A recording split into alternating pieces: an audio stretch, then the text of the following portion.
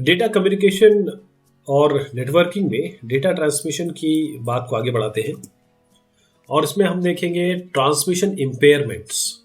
Impairments का मतलब होता है रुकावटें। तो किसी भी कम्युनिकेशन सिस्टम में जो सिस्टम रिसीवर पे आता है, यानी कि जो रिसीवर पे हमें ट्रांसमीटर से सिग्नल मिलता है, वो डिफर करता है और उसके बहुत सारे कारण होते हैं। इसे ही हम ट्रांसमिशन इम्पेयरमेंट्स कहते हैं। अगर एनालॉग सिग्नल है आपका तो डिग्रेडेशन होगा सिग्नल क्वालिटी में, और जहाँ तक डिजिटल सिग्नल्स का सवाल है वहाँ पर बिट एरर्स होंगे, क्योंकि ट्रांसमिशन जो होता है बिट्स में होता है। अब जो सिग्निफिकेंट है, वैसे तो बहुत सारे इसमें इम्पेयरमेंट्स आते हैं, लेकिन जो मोस्ट सिग्निफिकेंट है, सबसे ज़्यादा जो आते हैं उसमें एटेन्युएशन, जिसे हम एटेन्युएशन डिस्टॉर्शन कहते हैं, डिले डिस्टॉर्शन है और नॉइस है। एटेन्युएशन क्या होता है, पहले इस शब्द का मतलब समझिए, रुकावट या फिर कमी। तो कोई चीज़ जो है उसमें अगर कमी हो जाए या वो कहीं चले जाए, उसे हम एटेन्युएशन की संज्ञा देंगे। तो सिग्नल स्ट्रेंथ जो होते हैं वो डिस्टेंस के साथ एटेन्युएट होते हैं, यानी कि वो कम होते हैं। तो अगर हम यहाँ से सिग्नल भेजा और यहाँ तक पहुँचा, तो अगर जैसे मान लीजिए x भेजा, तो ये x माइनस समथिंग हो जाएगा। और ये पूरी तरीके से मीडियम पे डिपेंड करता है। जैसे गाइडेड मीडियम है, गाइडेड मीडियम यानी कि जिसमें कोएक्शियल केबल या फिर फाइबर ऑप्टिक केबल होगी, और ये अनगाइडेड आपका मीडिया क्या होता है, जैसे वायरलेस लिंक है।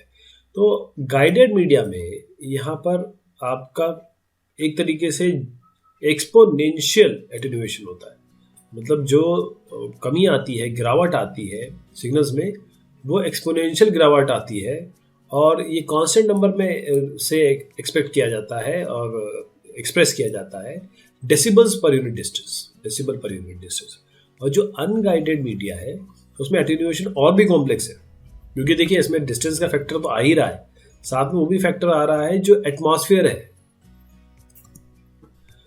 अब जो कंसिडरेशंस है इसमें किसी भी ट्रांसमिशन इंजीनियर के या जो ट्रांसमिशन रिसीविंग में इन्वॉल्व है, सबसे पहला तो ये है कि जो आप रिसीव्ड सिग्नल है वो इतना उसमें स्ट्रेंथ होना चाहिए, उसमें इतनी सफिशिएंट स्ट्रेंथ होनी चाहिए ताकि जो सर्किटरी है रिसीवर पे वो कम से कम सिग्नल को डिटेक्ट करे और उसको रीड कर सके।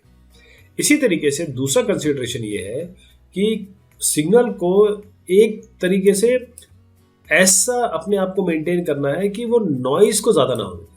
यदि नॉइज ज़्यादा हो गई तो नॉइज एज अ सिग्नल, क्योंकि नॉइज और सिग्नल तो एक ही चीज़ है। अब जो फिजिकल मीडिया है उसको तो कुछ नहीं पता, नॉइज उसके लिए तो नॉइज भी सिग्नल है, नॉर्मल सिग्नल जो हम भेजना चाहते हैं वो भी सिग्नल है। तो बेसिकली आपका जो बेसिक सिग्नल है वो नॉइज से हमेशा ज़्यादा होना चाहिए, ताकि कोई एरर के बगैर वो आराम से रिसीव किया जा सके। तो ये दोनों प्रॉब्लम जो है या तो एम्पलीफायर या रिपीटर्स के थ्रू आप दूर कर सकते हैं। लेकिन एक बात मैं आपको ज़रूर बता दूं कि जो ये एरर्स आते हैं, जो एटेन्युएशंस है, वो उनको पूरी तरीके से हटाना नामुमकिन है। हाँ, इनको बहुत कम किया जा सकता है, बहुत अच्छी अच्छी चीज़ें आ गई हैं, बहुत बढ़िया मॉडल्स आ गए हैं और इक्विपमेंट्स आ गए हैं। इसीलिए एटेन्युएशन जो है वो फ्रीक्वेंसी के साथ बढ़ता है। तो एटेन्युएशन डिस्टॉर्शन, क्योंकि जो कुछ फ्रीक्वेंसी कंपोनेंट्स हैं वो एटेन्युएट ज़्यादा होते हैं या जिनमें गिरावट ज़्यादा आती है और फॉल आउट ज़्यादा होता है इनका अदर दूसरे फ्रीक्वेंसी कंपोनेंट के बनिस्बत। यानी कि अगर एक फ्रीक्वेंसी ये है और दूसरी फ्रीक्वेंसी ये है, तो एक फ्रीक्वेंसी ज़्यादा एटेन्युएट होगी और दूसरी कम होगी, इसीलिए एटेन्युएशन डिस्टॉर्शन होता है। खासतौर पर एनालॉग सिग्नल में तो बहुत नोटिसेबल है, और क्योंकि एटेन्युएशन किसके साथ वेरी करता है, वो वेरी करता है आपके फ्रीक्वेंसी के साथ, वो फ्रीक्वेंसी के साथ वेरी करता है। अब एनालॉग सिग्नल में तो सिग्नल आपको डिस्टॉर्टेड मिलता है। डिले डिस्टॉर्शन क्या होता है? डिले डिस्टॉर्शन समझिएगा। डिले डिस्टॉर्शन ये होता है कि आपका वेलोसिटी है। अब क्या होता है कि जब सिग्नल आप भेजते हैं तो जो गाइडेड मीडियम है अलग अलग, उसमें आपका एक सिग्नल जो है वो स्पीड किसी की कम हो जाती है, किसी की ज़्यादा हो जाती है, क्योंकि जो बीच में फ्रीक्वेंसी है आपकी, और गाइडेड मीडियम जैसे फ्रीक्वेंसी पर डिपेंड करता है। तो जो फ्रीक्वेंसी कंपोनेंट्स मिल रहे हैं वो दे अराइव, यानी वो पहुंचते हैं डिफरेंट टाइम पे। तो उसमें क्या है, फेज शिफ्टिंग का मतलब एक जिस फेज में सबको आना चाहिए उस फेज में नहीं आते, कोई इस फेज में आ रहा है, कुछ इस फेज में आ रहा है, क्योंकि डिफरेंट डिफरेंट फ्रिक्वेंसी है। और जहाँ तक डिजिटल डेटा की बात करें तो ऐसा हो जाता है कि भाई हमारा जो एक पोजीशन बिट पोजीशन है वो ही चेंज कर जाएगा। तो इसे हम इंटर सिंबल इंटरफेरेंस कहते हैं, यानी कि 1 की जगह 0 चला गया, 0 की जगह 1 चला गया, या जो आ रहा है उसको हम रीड कर रहे हैं वो मिल कुछ और रहा है, क्योंकि स्पिल ओवर हो गया ना इस पे। ये आपका एक बहुत बड़ा लिमिटेशन है जहाँ तक मैक्सिमम बिट रेट की बात करेंगे, अभी हम आगे देखने वाले हैं। जितना मैक्सिमम आप भेज सकते हैं, जितना मैक्सिमम बिट रेट है, उसमें ये मेजर लिमिटेशन है, इंटर सिंबल इंटरफेरेंस। तो नॉइस की बात करते हैं। नॉइस क्या चीज़ होती है? अब किसी भी ट्रांसमिशन इवेंट में जो रिसीव सिग्नल है और इसमें ट्रांसमिटेड सिग्नल तो होता है, साथ में बहुत सारे डिस्टॉर्शंस होते हैं। अब जो डिस्टॉर्शंस होते हैं इसमें आपका किस तरीके से कि आपका मेन सिग्नल और प्लस आपका अनवांटेड सिग्नल, ये आपका इंसर्ट हो जाता है ट्रांसमिशन और रिसेप्शन के बीच में। तो ये जो अनडिजायर्ड सिग्नल है जो इसमें ऐड अप हो जा रहा है, इसका क्या करेंगे, इसको आप बोलेंगे नॉइस। ये आपका सबसे बड़ा लिमिटिंग फैक्टर है कम्युनिकेशन के सिस्टम परफॉर्मेंस में। अब देखिए 4 कैटेगरी की नॉइस इसमें होती है जो ट्रांसमिशन सिस्टम में आप अक्सर देखेंगे। एक तो थर्मल नॉइज है, इंटरमॉड्यूलेशन नॉइज है, क्रॉस टॉक है, और साथ में आपका इम्पल्स नॉइस है। नॉइस, थर्मल नॉइस पहले देखते हैं। नॉइस क्या है? वाइट नॉइस भी कहते हैं इसको, थर्मल नॉइस को। एक तो ये जो थर्मल एजिटेशन होता है इलेक्ट्रॉन्स का, उसके कारण जनरेट होता है। इलेक्ट्रॉन्स जब मूव करते हैं और वो फिर हीट रिलीज करते हैं, वो ये आपका थर्मल नॉइस में आता है। सारे इलेक्ट्रॉनिक डिवाइस या ट्रांसमिशन मीडिया में ये होता ही होता है, और ये फंक्शन किसका है? टेम्परेचर का फंक्शन है। इसको हटाना बहुत मुश्किल है, और तो अब क्या कर सकते हैं इसके लिए? तो आप कम से कम कर सकते हैं, ज़्यादा से ज़्यादा कूलिंग दी जा सकती है। इंटरमॉड्यूलेशन नॉइस का मतलब ये होता है कि अगर आपका फ्रिक्वेंसी जो है वो एक ही मीडियम शेयर कर रहे हैं, तो इंटरमॉड्यूलेशन नॉइज हो सकता है। जैसे आपने ये फ्रिक्वेंसी F1 है, ये फ्रिक्वेंसी F2 है, आपको रिजल्ट में F1 प्लस F2 मिल सकता है, F1 माइनस F2 मिल सकता है, F1 इंटू F2 मिल सकता है। तो इसे ही हम इंटरमॉड्यूलेशन नॉइज कहते हैं। अब आए क्रॉस टॉक पे। ये कुछ अनवांटेड कपलिंग है सिग्नल पाथ्स पे, यानी कि अगर आपका इलेक्ट्रिकल कपलिंग है किसी ट्विस्टेड पेयर के पास में, तो वो क्रॉस टॉक कर जाएगा कि आपकी सिग्नल यहाँ जा रही है और दूसरा सिग्नल कोई और सिग्नल, ये आपका ना तो नॉइस है ना कोई और सिग्नल है, ये दोनों जो है आपस में क्रॉस टॉक कर लेंगे। तो इसीलिए वैसे तो ये कम होता है, इसको बताया गया कि थर्मल नॉइस से तो कम होता है, लेकिन है तो सही। इसको जानना और इसको दूर करना तो मॉडल में, किसी भी मॉडल में जो ये ट्रांसमिशन मॉडल है उसमें रखना बहुत ज़रूरी है। इम्पल्स नॉइस के बारे में समझिएगा। इम्पल्स नॉइस मतलब ये होता है कि मान लीजिए आपका ये सिग्नल है और सडन कहीं से कुछ ऐसा आ गया, जैसे मान लीजिए लाइटनिंग आ गई, तो एकदम से स्पाइक आ जाएगी, बस एकदम स्पाइक आ जाएगी।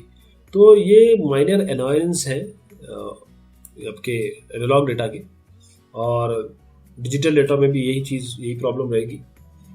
तो ये इम्पल्स नॉइस होता है कि सडन आपका कोई स्पाइक आ गई, या फिर एकदम से आपका कोई सिग्नल एकदम से उठ गया या एकदम से बिलो चला गया, वो चीज़ इसमें आती है। चैनल कैपेसिटी के बारे में समझिएगा। जो मैक्सिमम रेट है जिसमें डेटा को या सिग्नल को आप ट्रांसमिट कर सकते हैं, मैक्सिमम रेट, जितना रेट, इससे ज़्यादा नहीं हो सकता। तो जितने मैक्सिमम रेट पे आप ट्रांसमिट कर सकते हैं सिग्नल को एक जगह से दूसरी जगह पे, और जहां पर कुछ कंडीशंस हैं वो मैं अभी आपको बताऊंगा, उसे हम चैनल कैपेसिटी कहते हैं। तो मैक्सिमम आप रेट मान लीजिए जितना हो सकता है वो आपका चैनल कैपेसिटी है। तो इसमें क्या क्या चीज़ आएंगी देखिएगा। Data rate. डेटा रेट क्या है? BPS, बिट पर सेकंड में कितने बिट्स पर सेकंड, एक सेकंड में जा रहे हैं, हर सेकंड में कितने बिट पास हो रहे हैं और कम्युनिकेट हो रहे हैं, उसे हम बिट रेट, डेटा रेट कहते हैं। बैंडविड्थ क्या होती है? इसको हम पहले तो हर्ट्ज में नापते हैं, और ये है ट्रांसमीटर द्वारा कंस्ट्रेंड होती है, और जो नेचर ऑफ द मीडियम है आपका गाइडेड है अनगाइडेड है। तो बैंडविड्थ ये होती है। बैंडविड्थ का आप मतलब समझ लीजिए, एक मान लीजिए पाइप है ना, एक पाइप है, तो यहाँ से पानी आप भेज रहे हैं, यहाँ से पाइप भेज रहे हैं, तो जितना निकलेगा, जो पाइप आप भेज रहे हैं जितना निकलेगा, बस यही आप समझ लीजिए बैंडविड्थ है। अगर आप बोले कि इसमें से इतना सारा इस तरीके से पानी निकल जाए या इतना सारा पानी घुस जाए, जो इसका साइज है उसी साइज में पानी फ्लो करेगा, इससे वो इधर नहीं जा सकता, उससे उधर नहीं जा सकता। बस आप इसको इस तरीके से समझ लीजिएगा बैंडविड्थ को। एरर रेट क्या है? अब जिस रेट पे एरर ऑकर करता है, यानी कि 1 की जगह 0 हो जाता है, 0 की जगह 1 हो जाता है मान लीजिए, तो इस तरीके की जो एरर है, कितने अमूमन कितने रेट में ये एरर ऑकर हो रहा है, यानी कि मान लीजिए x पॉइंट तक बिल्कुल सही चला, फिर x +1 पे एरर हो गया, तो वो एरर जो आता है उसी को हम रेट कहते हैं, एरर रेट। तो हमारा जो सारा काम है वो ये है कि हमको मैक्सिमम डेटा रेट देना है मिनिमम एरर रेट पे, जो हमको बैंडविड्थ दी है उस पे, जो भी पॉसिबल बैंडविड्थ है। तो बात यही आ गई दोबारा कि आपके पास एक बैंडविड्थ है, आपको कितना मैक्सिमम डेटा रेट आप कर सकते हैं। तो उसके लिए आपके पास न्यूक्विस्ट फार्मूला है, आप इसमें नॉइस फ्री एज्यूम कर सकते हैं।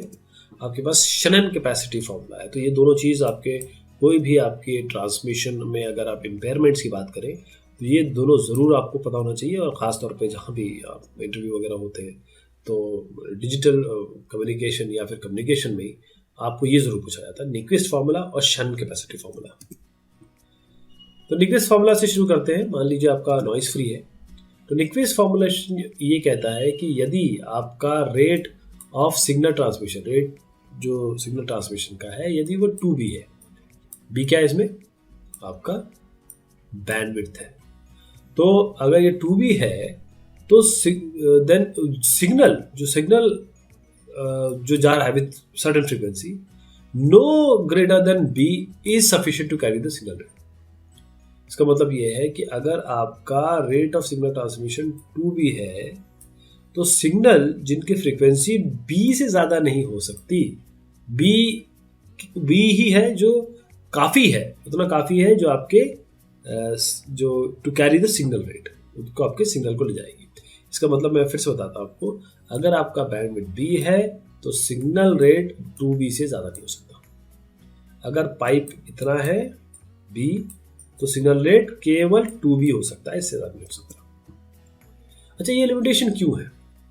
क्योंकि इंटर सिंबल इंटरफेरेंस है, डिले डिस्टॉर्शन है।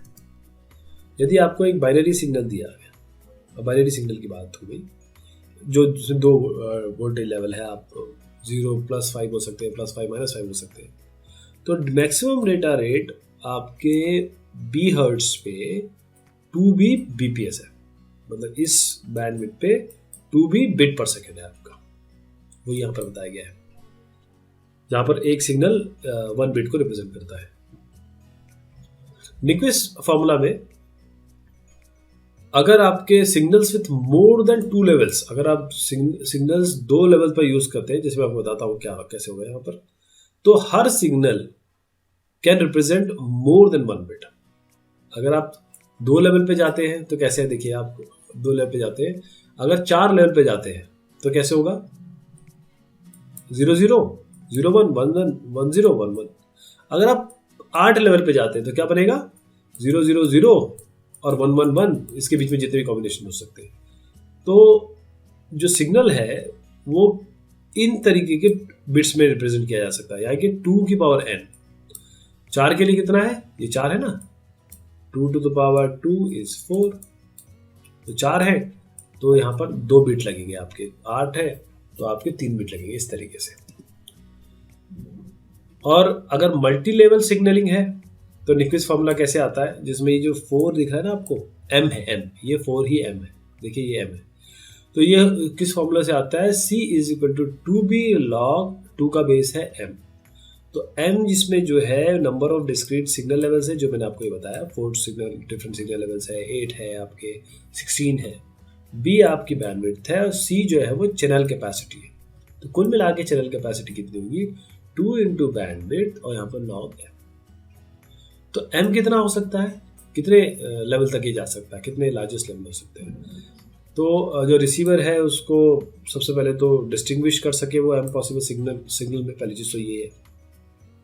और सबसे बड़ी बात कि नॉइस और इम्पेयरमेंट्स जो है वो सारे के सारे इसको रिस्ट्रिक्ट करेंगे एम को।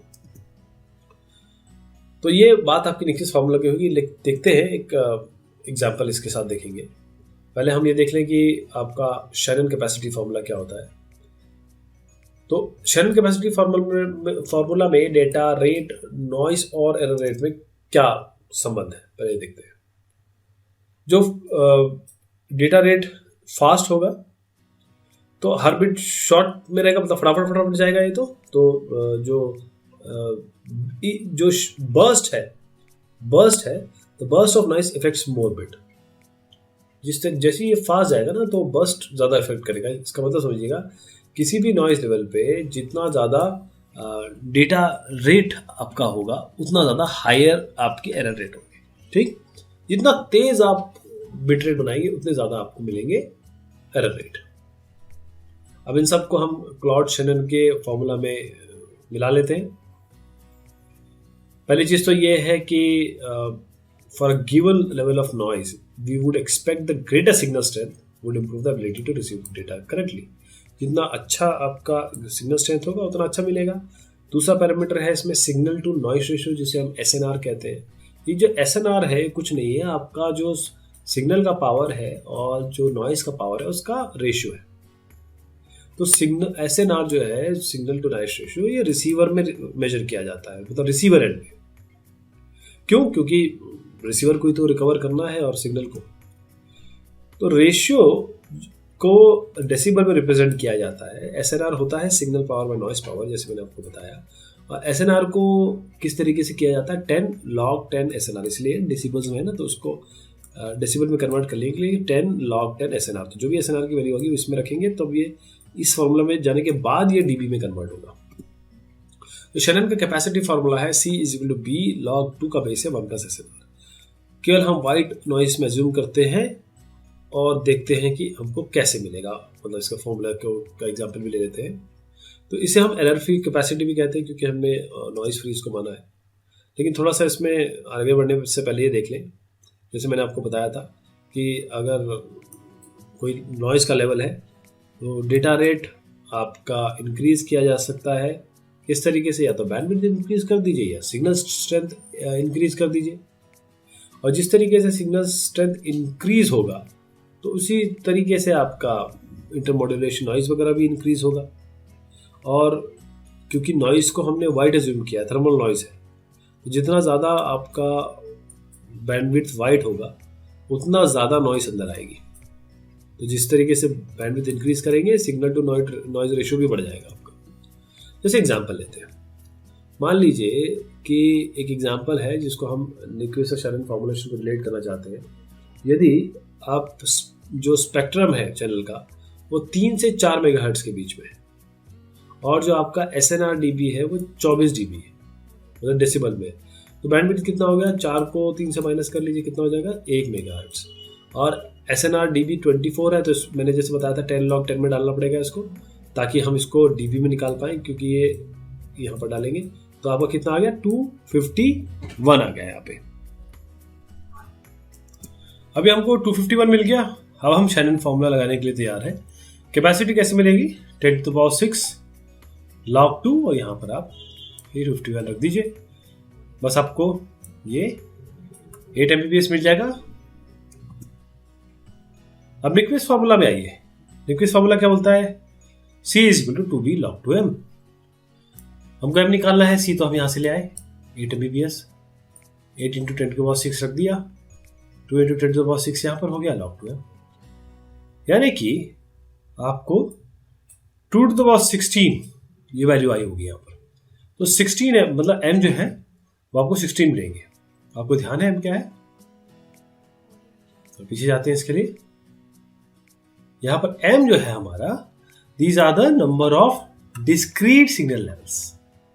देखा आपने कैसे मिला आपको M? तो की पॉइंट्स इसके ये हैं जो अभी तक हमने डिस्कस किया फर्स्ट पार्ट और सेकंड पार्ट में। जो भी आपके इंफॉर्मेशन आते हैं उनको, कोई भी इंफॉर्मेशन को इलेक्ट्रोमैग्नेटिक सिग्नल से रिप्रेजेंट कर सकते हैं।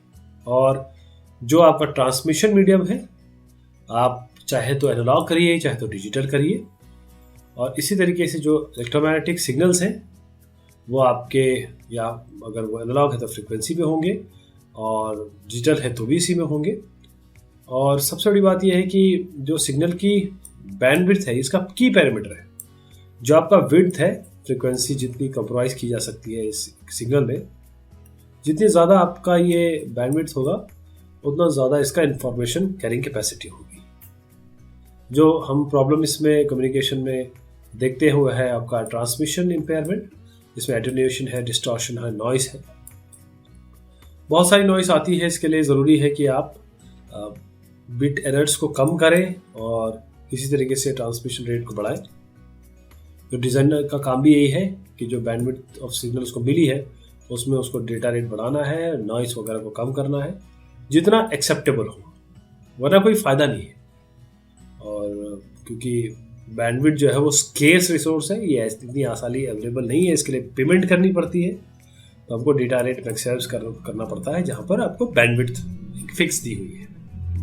तो यही चीज़ इसमें सारी मैंने डिस्कस की। होपफुली आपको इम्पेयरमेंट्स का आइडिया लग गया होगा। बहुत शुक्रिया, बहुत मेहरबानी।